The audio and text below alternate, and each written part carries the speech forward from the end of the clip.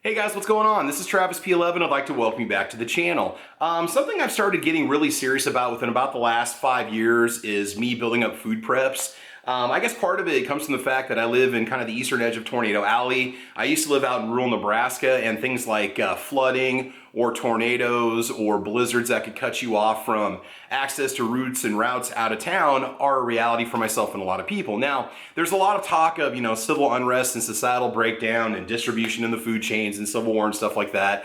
While my channel doesn't really discuss those topics, we're more about living in the now, in reality, and dealing with things that you could be running into, say, tomorrow. So when it comes to prepping for food, something I did about 5 or 6 years ago, and I've done some videos on this, was to pick up a bunch of these, your little food prepper buckets, right? I was able to get these for like $125 a piece when I started buying my food stocks and building up. Now, if you go onto Amazon, these things are going for between $225 and $255 a piece. $255 as of July of 2022.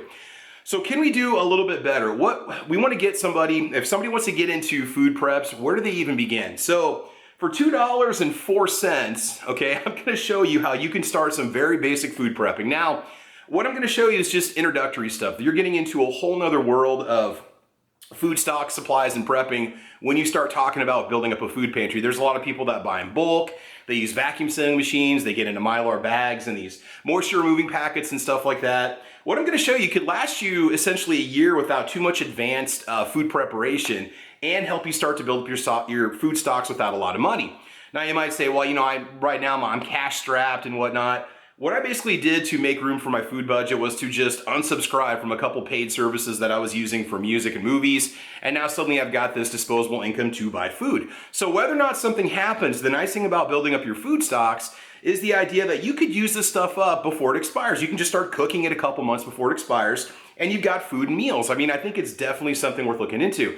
Storage conditions can vary depending on where you live and what kind of an environment that you're in, and you may need to do more research to further prepare your food.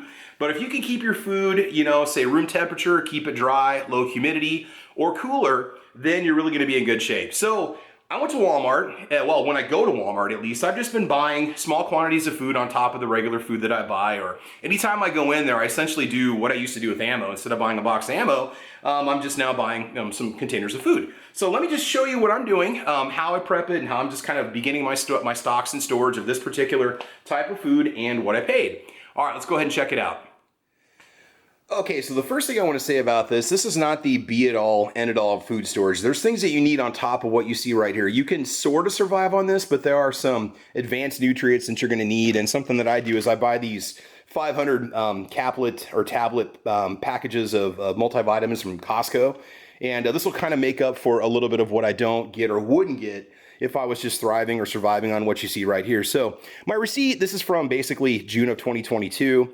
And I was paying anywhere between $1.28 and 76 cents for what you see right here. So one thing I noticed about Walmart, the 2-pound packages don't save you more than a couple pennies, but if you're buying a bunch of these, that could matter to you. But these packages of long grain rice are really inexpensive. It looks like I paid 76 cents for the long grain rice and $1.28 for each packet of black beans and red beans. Now, this is dated, or it's good for just 1 year as is. If you can keep it in a container, keep it dry, you should be good for a year. Now you're gonna say, well, what about bugs? What about insects? You wanna check your food stocks to make sure that you don't see something crawling around in here. If you can keep the container sealed, you're gonna be in good shape. I mean, even these containers have little tears in the plastic and little punctures in them and stuff like that. I really do wanna get a vacuum sealer, and I'm gonna start vacuum sealing my food stocks because I've got the buckets, but I'd like to have something else.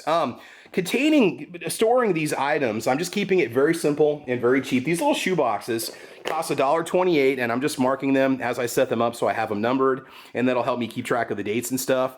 And each one of these, you can keep several pounds of food. They're very low profile. These will essentially fit under your bed. You can stack them too high or just stack them across from each other or put them in a closet. You can put tape around them if you want to. They're just designed for light storage. These are not designed to be chucked around in a truck or anything like that. But if you had to grab a couple and run, essentially, you could do that. So we've got several pounds of black beans and rice. So I started off just doing black beans and long grain rice.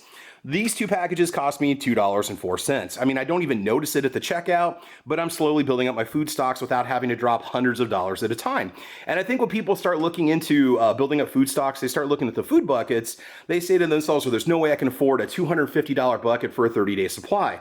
You probably could if you prioritize your funds and so on, but we're not going to talk money management today. So I'm picking up things like some navy beans now. I'm starting to mix it up, get some lentils, black beans, and long grain rice, and this is essentially how I'm going to start. So again, like I said, $2.04 a day, you can get yourself a couple pounds of food. Now, calorie-wise, I think you're only looking at a little over 1,000 calories if you ate both packages. So that's why you want to start looking at some sort of protein supplements, fiber, throw some fruits in there and so on, dried fruits and so on to definitely mix it up. But for somebody who doesn't know how to get started, this is probably a good idea. So I keep seeing on the news how they're talking about food shortages and prices skyrocketing. This stuff seems to be fairly consistent, always on the shelf of my local Walmart or Target, and the prices really haven't gone up that much. But like I said before, buying in bulk and bigger packages doesn't really seem like it's going to save me a lot of money. Plus, these guys should be relatively easy to vacuum seal once I buy my vacuum sealer. So I'm going to put some links to some other channels I want you guys to check out and other videos on food preps and food supplies.